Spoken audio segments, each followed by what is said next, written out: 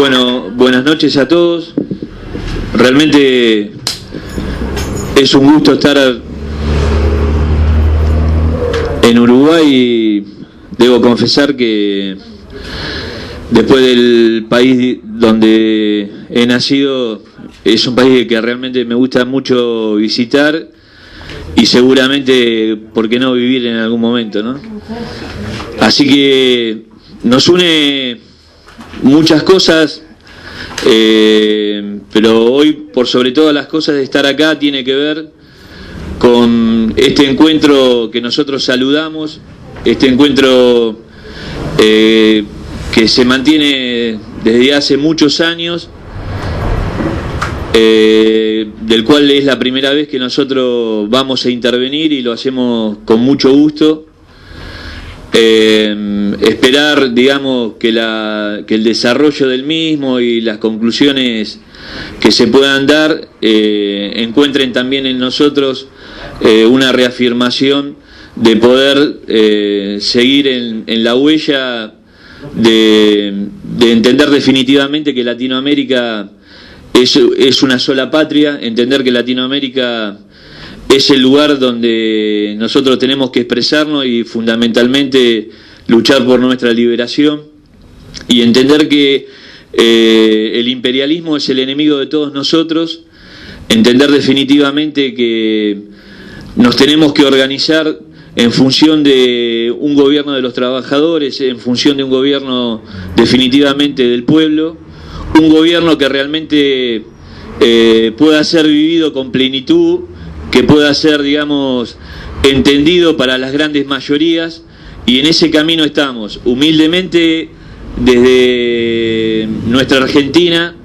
Nuestro destacamento es un destacamento incipiente de nuestra organización Fogoneros, pero bueno, estamos marcando la huella que nos han dejado miles de compatriotas con sus enseñanzas y sobre todo la no claudicar, la no entrega, digamos, de lo que entendemos nosotros como campo revolucionario. Así que realmente espero que podamos estar estos 3 días con todos ustedes discutiendo y profundizando lo que tenemos que hacer en cada uno de nuestros países, pero sobre todo en nuestra Latinoamérica. Y también obviamente tenemos una visión de cómo está el capitalismo a escala global, y obviamente lo vamos a ir compartiendo en la medida que los debates se vayan dando. Así que bueno, gracias, y cuando gusten los esperamos, ¿por qué no?, también en Argentina. Bueno, compañeros, muy buenas noches. Un saludo combativo y revolucionario desde la compleja, muy difícil, pero muy alegre Colombia.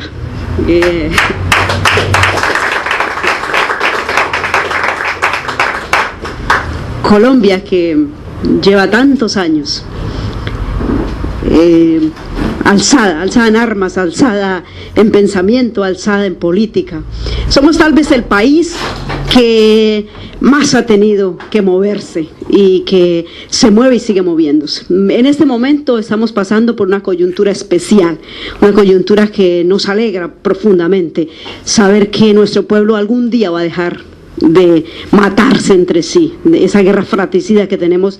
No hace 50 años, hace 50 años se organizó como un movimiento alzado comunista, pero llevamos más de 100 años matándonos entre nosotros. La primera forma de acabarnos fue capitalista, fue entre los dos partidos capitalistas, una guerra que el 9 de abril acaba con nuestra primera propuesta popular en 1948. De esa guerra quedan 300.000 muertos, de esa primera guerra liberal conservadora quedan 300.000 muertos. Luego viene nuestras organizaciones armadas desde 1960. Esa fue la década importante, interesante en la organización revolucionaria de Colombia. Los años 70 fue los años de la lucha sindical. Los años 80 fue los años de la unidad. La unidad, 1984, se inicia la coordinadora guerrillera. Tenemos 5 movimientos de izquierda y se quieren integrar en la coordinadora guerrillera. de este fruto, de este proceso, nace nuestro movimiento, Unión Patriótica de Colombia. Movimiento que sufre un genocidio político del Estado. Es el Estado el que acaba con nosotros, acaba con nuestros dirigentes, acaba con nuestras bases y acaba hasta con nuestros bebés. A los bebés de 2 meses, de 3 meses, de 1 año, 2 años, los descuartizaban y los acababan porque muy seguramente irían a ser comunistas, y eso les fastidiaba demasiado. Los años 90 para nosotros son los años de mayor fuerza, pero igual también de la confusión más grande, porque hay 3 grupos que se reintegran, que traicionan el movimiento y se integran con la oligarquía, y hoy tenemos de ese proceso de los años 90, hoy tenemos que uno de nuestros presidentes de la Unión Patriótica es el vicepresidente del gobierno oligárquico de Santos.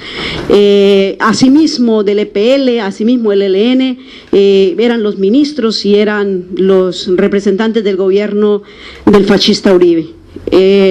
Hoy nuestros exiliados también producen tristeza, están teniendo el mismo discurso que tiene la oligarquía. La oligarquía está diciendo que en el país ya la FARC y todos nuestros grupos alzados son terroristas, y eso mismo dicen nuestros exiliados, y eso mismo están diciendo los grupos políticos de la supuesta izquierda colombiana. Se unen para decir que ya la izquierda no tiene sentido, no tiene razón de ser, y entonces hay que pasarnos a un capitalismo de rostro humano, y se organiza en el 2000 el famoso Polo Democrático Alternativo, donde supuestamente confluye toda la izquierda light de Colombia. Y se dice que nosotros los de la Unión Patriótica ya no existimos, ya nos acabamos, ya morimos, pero resulta que aquí estamos, estaremos y seremos la liberación de Colombia. Muchas gracias.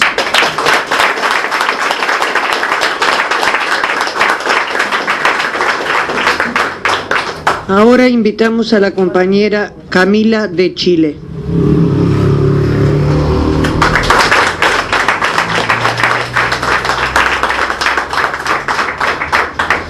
Bueno, buenas noches a todos. Yo vengo de una organización pequeña de Chile, que no tenemos nombre. Somos pequeñas ahora, pero en realidad estamos conformadas por personas que han estado trabajando en esto durante mucho tiempo. No tenemos nombre también porque el campo popular en Chile está bastante deconstruido. Todavía no nos hemos puesto de acuerdo en si es necesario o no es necesario tener nombre, porque estamos más que nada replegados en los territorios.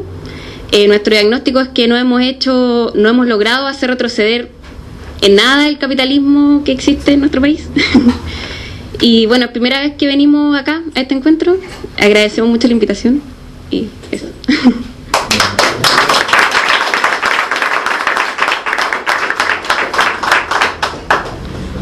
Ahora solicitamos al compañero Manuel Schotterland del Instituto ALEM de Venezuela.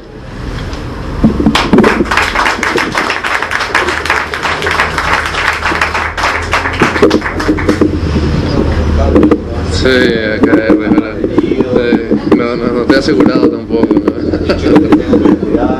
Por favor. Bueno, primero que nada, las gracias a la organización Movimiento Revolucionario Oriental por la invitación. Somos de la Asociación Latinoamericana de Economía Marxista, la ALEM, del Centro de Investigación y Formación Obrera. Tenemos cierto tiempo en contacto con la gente del MRO, hemos tenido algunas reuniones, hemos hecho algunos foros, hemos recibido algunas compañeras como Isabel en Venezuela y hemos tenido algún contacto verdaderamente interesante. Quiero, por supuesto, felicitar al Movimiento Revolucionario Oriental por su aniversario y también por su postura política. Ahora hay, lamentablemente, tenemos que decirlo, una funesta oleada progresista que reniega del marxismo, que reniega de la revolución socialista, que reniega de las armas, que reniega de la revolución realmente, y el MRO en el tiempo se ha mantenido con con la lucha en esa postura realmente revolucionaria. Yo siempre los felicito y son una luz para organizaciones más pequeñas como la nuestra. En segundo lugar, voy a hablarles de Venezuela, no ahorita, por supuesto, no se asusten. Mañana o pasado mañana vamos a hablar de la crisis sistémica del capital, vamos a hablar de la crisis general y tratando un poco de entender cómo funciona el sistema que nos oprime para poder revolucionarlo, para poder cambiarlo. Hay algunas personas que me han dicho, vienes de Venezuela, no vas a hablar de la revolución socialista, del chavismo, y yo les digo que no. De adelante les digo que tenemos una visión muy crítica del movimiento progresista en Venezuela, tenemos una visión que algunas personas llaman negativa, no es negativa, sino creemos que es una perspectiva marxista, obrera, y que se plantea que en Venezuela no se ha dado la revolución y que el camino de llegar a las elecciones, ser nacionalista, ser supuestamente antiimperialista no es el camino para hacer la revolución socialista y que hay que hacer mucho más, hay que avanzar hacia otro derrotero, así nos cueste la vida y así nos cueste más años. Muchas gracias. Con ustedes en este nuevo aniversario del Movimiento Revolucionario Oriental, baluarte en la DIL para la defensa del pueblo y en la lucha revolucionaria. También saludar fraternalmente y con la visión puesta al futuro a los representantes latinoamericanos, Colombia, Chile, Venezuela, que hoy están presentes y no han dado su saludo. Nuestra obligación de trabajadores, de ciudadanos de la República Oriental del Uruguay, es poner nuevamente sobre la mesa los actos heroicos de José Artigas para así profundizar la revolución en América Latina y cumplir en el Uruguay con el objetivo que tiene la clase obrera de hacer la revolución y marcar el futuro para el pueblo. Nuevamente, compañeros, felicito a los compañeros del Movimiento Revolucionario Oriental y estaremos codo con codo junto con ellos de aquí en más, en todos los momentos que así lo necesite el pueblo y la revolución. Muchas gracias, compañeros. Muy bien.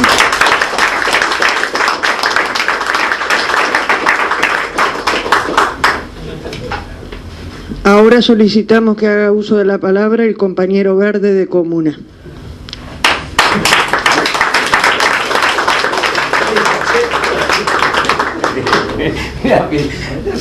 Buenas noches, compañeros, un saludo revolucionario a todos los que se encuentran hoy acá, y la verdad que, primero aprender de los compañeros que están viniendo hoy de Venezuela, que sería interesantísimo, la lucha que ellos están dando, en Venezuela, y los compañeros también de Chile, los compañeros argentinos, que es importante para nosotros en el campo revolucionario, empezar a desarrollar el campo socialista, porque se nos ha ido quedando en el camino y hoy vemos que el grande latifundio nos viene comiendo la cabeza a los revolucionarios. Más que nunca hoy levantar el campo revolucionario, es preciso luchar por el socialismo, es preciso salir adelante esta fuerza revolucionaria y que empiecen a conducirse por el camino social, en conjunto a la clase trabajadora, a la clase más sufrida, y bueno, Comuna se integra conjunto a esta organización revolucionaria a partir del año 2005, donde levantamos esa bandera que ustedes ven ahí, la bandera del reglamento de tierra 1815, ¿no? Es la bandera donde se hacía el reparto de tierra, y hoy las multinacionales se están quedando con todo, toda la tierra que los pertenece al uruguayo, y Artigas peleaba por la patria grande, junto con Simón Bolívar, junto con los grandes revolucionarios latinoamericanos, y por eso, más que nunca hoy, en este 52 aniversario del MRO, más unido que nunca, escuchar a los compañeros revolucionarios, y esa es la experiencia nuestra hoy, escuchar y seguir trabajando en conjunto. Muchísimas gracias.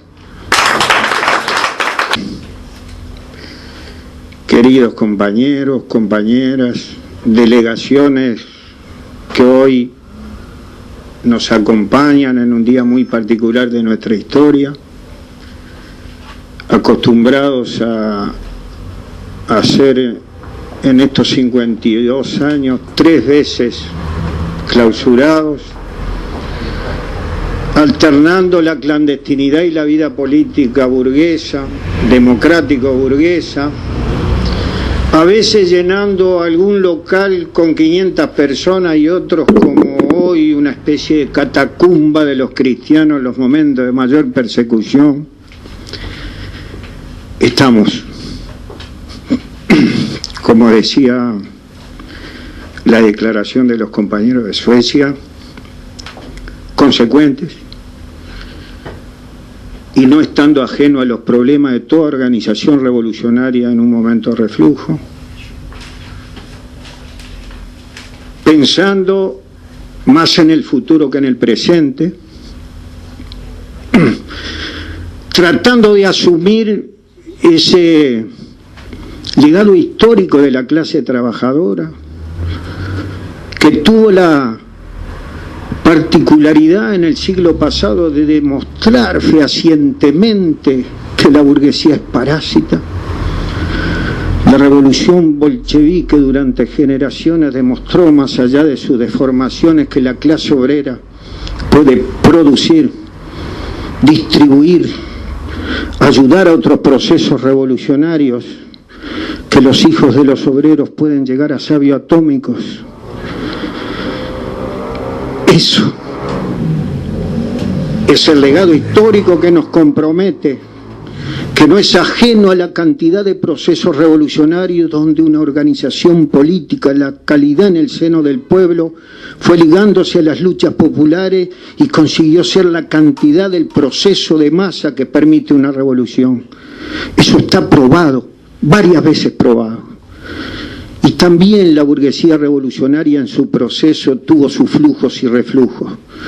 En 1789 le cortó la cabeza a lo que representaba el feudalismo, la monarquía, el absolutismo, la arbitrariedad, y no pasaron 25 años que Napoleón, el campeón de la burguesía, se corona también como rey, deja al hijo. Todo lo que se había cuestionado anteriormente resurge en ese proceso, o sea que toda clase revolucionaria en su devenir histórico tiene avances y retrocesos. La burguesía después no dependió de hombres, guías, y maduró como clase, y cualquier pelotudo cada 4 años le defiende los intereses ya como clase caduca y decadente. La clase obrera está en los albores del desarrollo de la humanidad, de la eliminación de las clases y la posibilidad del reino de la felicidad sobre esta tierra. Vamos camino a eso, con marchas y contramarchas. Me voy a referir hoy en particular a estos 52 años de historia de la organización, y estamos acostumbrados a cualquier librito. No dice se fundó tal cosa, cofundó tales frentes, estuvo en la lucha armada, fue ilegalizado, volvió la recuperación democrática en tal año, era del Frente Amplio, cofundó el MPP, sí. Digamos, el mundo objetivo del desarrollo de una organización a través de su historia y sus hechos, sus hombres y mujeres. Hoy me voy a permitir hacer una historia diferente.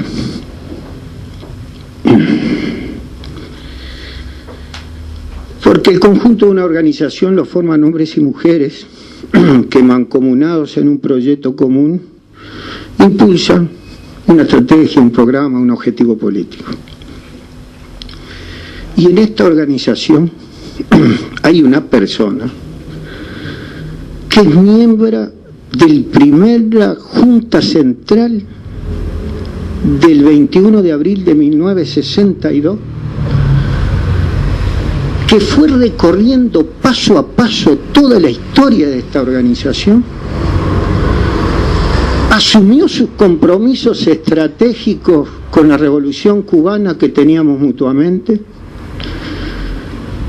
en la necesidad de formarse como combatiente, participó en los procesos electorales, poniendo su granito de arena, fue perseguida por la dictadura, estuvo en el proceso de resistencia en la reconstrucción de nuestra organización antes, durante y después de 1985. Fue esa combatiente anónima, doña María, que después de una expropiación estaba en una feria recibiendo las armas o el producto de la expropiación. Fue una persona que cuando decidimos irnos del Frente Amplio y esta organización casi desaparece en la Siberia, fue una de las 5 que reconstruyó esta organización. Fruto de esa situación de aislamiento, no frente al pueblo, pero sí del andamiaje político, teníamos locales, guarderías, esto, quedamos endeudados hasta la manija, vendió una casa para pagar las deudas de la organización, con una cabeza propia, con esa intuición femenina proverbial que tienen las mujeres. Me decía, cuidado con ese, que ese nos jode, nos va a traicionar. Eso no es marxismo. Bueno, decirle al marxismo que ese nos va a joder y que no sirve para esta organización. Esta persona que tanto en mayoría como en minoría, con su cabeza propia, ha sido en los momentos agrisada cuando brilla la organización y primera en las dificultades. Me refiero a nuestra querida compañera María Mercedes Luna Chichi.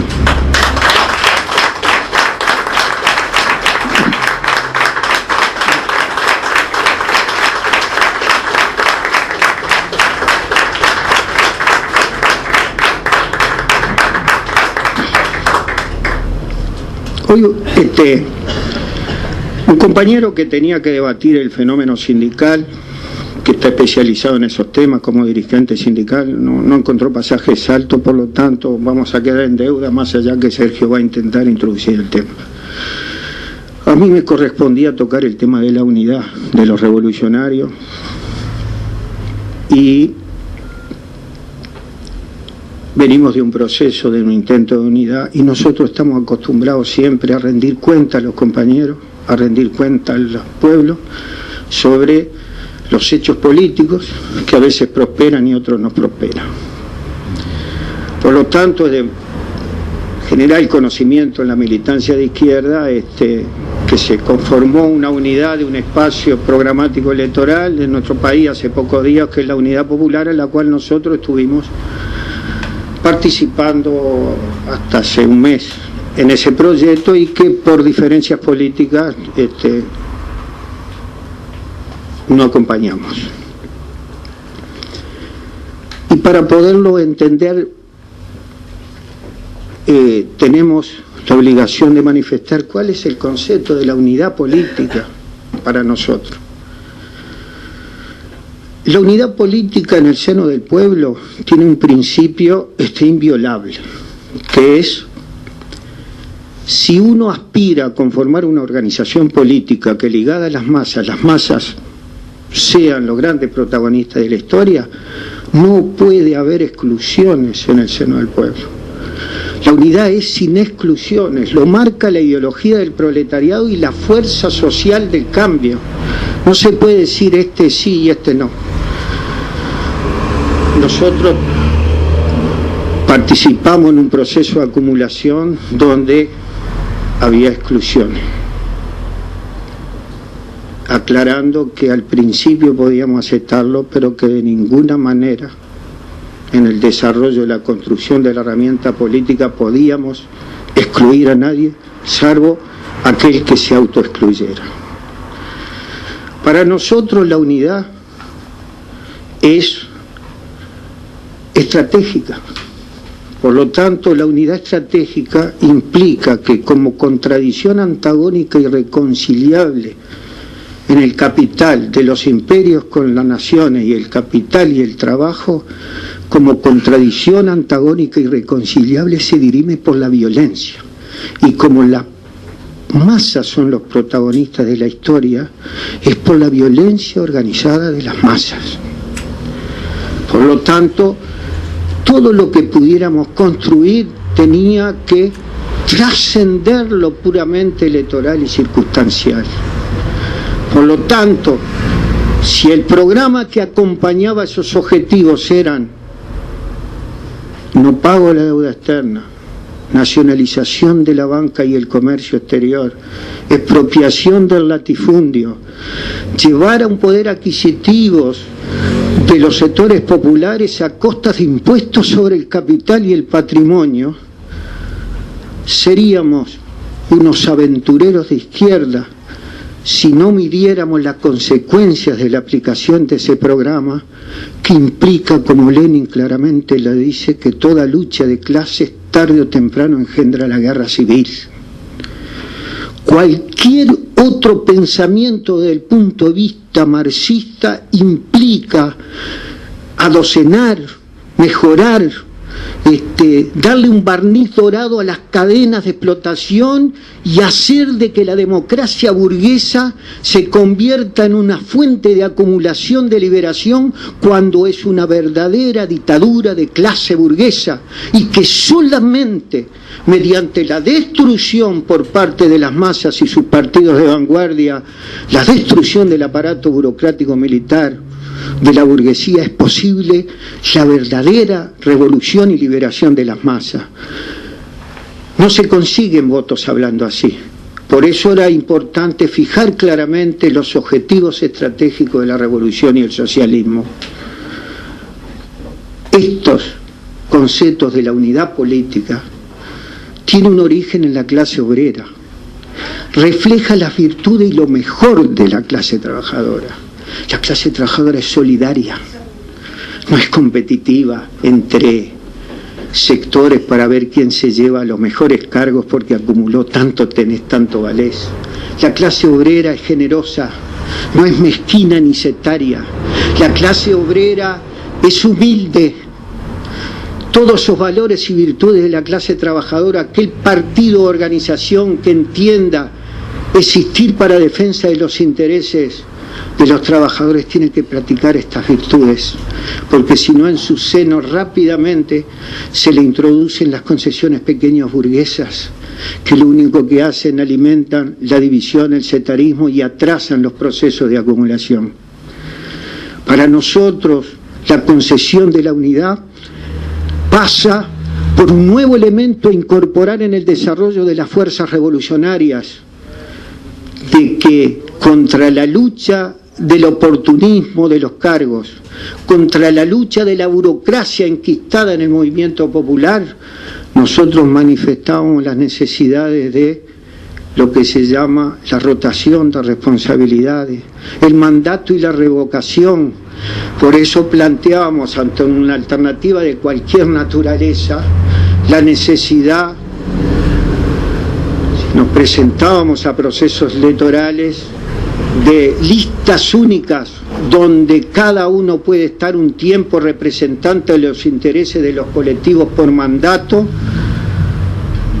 sin necesidad de eternizarse en cargos, fruto de organismos colectivos que fijan las decisiones políticas y después cualquiera las puede llevar y votar adelante. Planteábamos nuestro concepto de la unidad, que no se puede separar el contenido de la forma. Necesitábamos estructuras y estatutos que le dieran nuevamente participación a los sectores populares, a los sectores de base, en la necesidad de la fijación de los objetivos y decisiones políticas. Por lo tanto, había que privilegiar la democracia directa sobre la participativa. No encontramos eco. Tampoco los hombres y mujeres que representan una organización son para el momento. Si vas a construir en este momento de reflujo una organización para los próximos 25 años, no se puede cambiar de candidatos cada 3 o 5 años como de camiseta. Entonces le explicábamos a los compañeros que nos tiraron candidatos arriba de la mesa: hay que estar dispuesto a rendir cuentas siempre frente al pueblo. No podés haber levantado un candidato hace unos años, se te fue y te lo compraron con un cargo y no explicaste nada. No se puede presentar otro candidato a los 5 años, desaparece y no explicas nada. No se puede tener un candidato a intendente Salto que se va para el Partido Colorado y no explicas nada. No podés presentar un candidato que era intendente en el departamento de San José, se fue para el Partido Nacional y no explicas nada. Si no se está acostumbrado a rendirle cuentas siempre los actos a los compañeros, a la organización y al pueblo, lo único que es, si no es eso, es utilizar al pueblo para proyectos políticos determinados.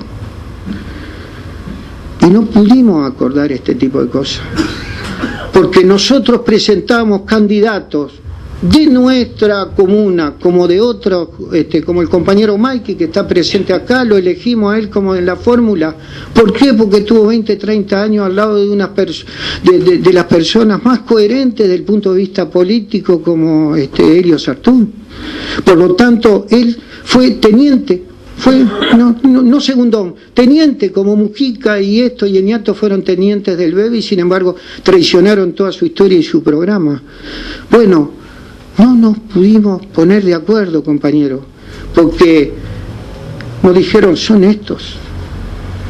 Le explicamos que no podíamos compartir el concepto de la unidad popular, porque si yo estaba en Chile en la década del 70, estaba en el MIR, no estaba haciendo de guardaespaldas de Allende. Por lo tanto, nosotros pertenecemos a una izquierda que siempre enfrentó las concesiones etapistas de los frentes populares, donde las masas no son organizadas hacia la toma del poder y se considera de que el respeto a la democracia burguesa es un proceso de acumulación. Por lo tanto, la unidad popular es el reflejo para las masas del fenómeno chileno allendista, que para quien se plantea un camino diferente es una visión más allá del martirologio de Allende y toda su militancia, no refleja la concesión estratégica revolucionaria de la toma del poder. Hay una vieja discusión que nace en la década del 60 de no poner de furgón de cola los intereses de los trabajadores a través de frentes populares con botones nacionalistas, burguesía progresista. Fue discutido en la ola en el 67 y los guevaristas lo fijamos claramente, ni un tantito así en el imperialismo, y nosotros decimos ni un tantito así en las burguesías nacionales, por más avanzadas y progresistas que puedan ser. No estamos cansados en los últimos 60 años que las masas trabajadoras le dieron respaldo a procesos nacionalistas castrenses, al fenómeno del peronismo, al fenómeno de Velasco Alvarado, de Rodríguez Lara, de Torrijos. ¿Hacia dónde van los procesos actuales donde estás 10, 15, 20 años en el gobierno y las fábricas siguen en manos de los mismos burgueses y se coquetea con el imperialismo? No pensamos que después de todas las traiciones ha llegado la hora de los trabajadores.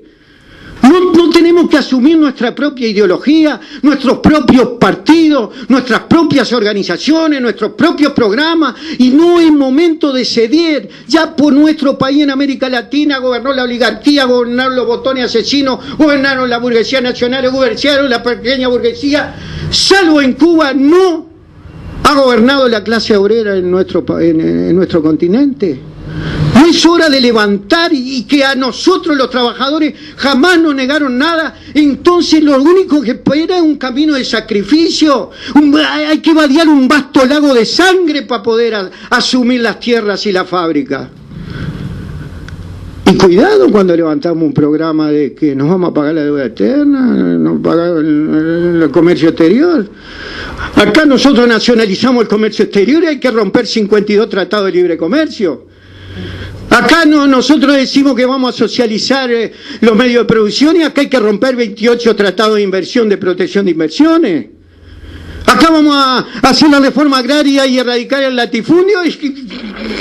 Mamma mía, hay 4 millones de hectáreas en manos de los argentinos y otro millón que arriendan la soja, toda la industria frigorífica de los brasileños. Se instalan paramilitares en la frontera, nos rompen lo primero que hacen, vuelan las represas, vamos a tener que vivir a vela.